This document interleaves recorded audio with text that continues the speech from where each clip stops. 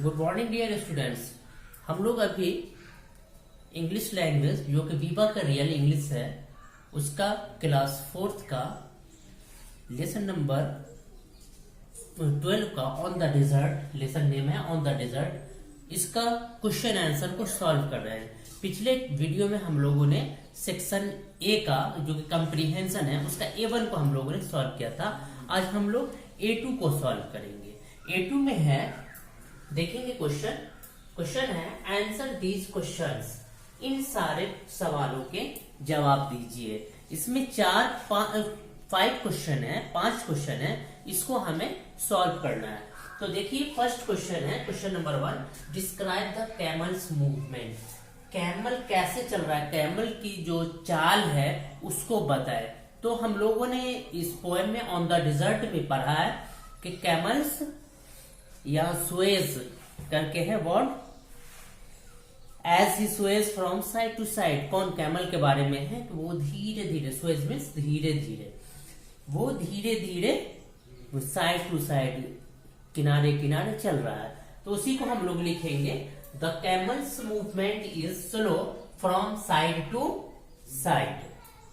Second है it haunts me, it pursues me, if I flee or I stand what it is. ये क्या कह रहा है कि ये जो है जैसे एक भूत होता है उस तरह से मेरे पीछे लगा हुआ है। ये मेरा पीछा करता है और जब मैं खड़ा होता हूं तो वो मेरे पीछे खड़ा हो जाता है। तो ये सब जो है ये है क्या, जो मेरा पीछा कर रहा है, मेरे साथ साथ चल रहा है, वो क्या है। तो हम लोगों ने पढ़ा था इस पोएम में ओवर द डेजर्ट, इसमें था the shadow of the camel on the sand all alone as I ride over the desert's ocean wide it is ever at my side it hunts me it pursue me if I flee or if I stand. Means कि ये जो है camel का जो shadow है, camel का जो परछाई है, उसके बारे में कह रहा है कि वहां जो है किसी तरह का साउंड हम नहीं सुने, कोई साउंड हमें नहीं आ रहा है और किसी तरह का वहां छाया भी नहीं है। मैं अकेला चल रहा हूं, सवारी कर रहा हूं, सिर्फ वहां जो है एक चीज है जो कि मेरा पीछा कर रहा है। जहां जहां मैं जाता हूं वहां वहां वो जाता है। क्या वो क्या था, shadow of the camel, camel की परछाई। तो इसमें हम आंसर क्या लिखेंगे इस क्वेश्चन का। क्वेश्चन है I hunts me, it hunts me, it pursues me, if I flee or I stand what it is. Answer होगा it is shadow of the camel. ये क्या है, कैमल की परछाई है। क्वेश्चन नंबर 3 है can the travellers here any sounds what. आप लोगों ने पोएम में पढ़ा not a sound all around, चारों तरफ किसी तरह का साउंड नहीं है। लेकिन आगे दिया हुआ है save the padded beat and bound of the camel on the sound of the feet of the camel on the sand.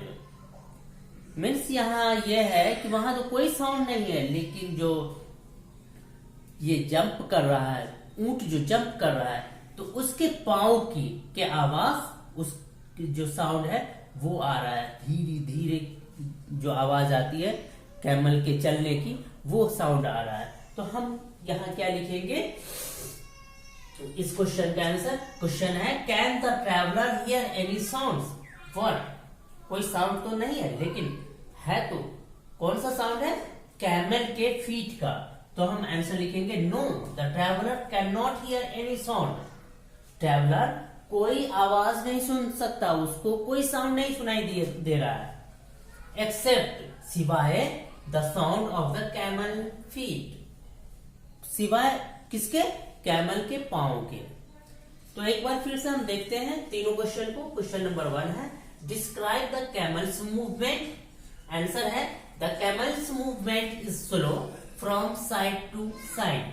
Question number 2 it hunts me, it pursues me, if I flee or I stand what it is. Answer is it is shadow of the camel. Question number 3 is can the traveller hear any sounds what? Answer is no. The traveler cannot hear any sound except the sound of the camel feet. ठीक है, तो ये 3 question है। 2 question और हम लोग देखते हैं, इसे आप लोग देख लीजिए, नोट कर लीजिए। आई होप आप लोगों ने नोट कर लिया होगा। अगला क्वेश्चन हम लोग देखते हैं।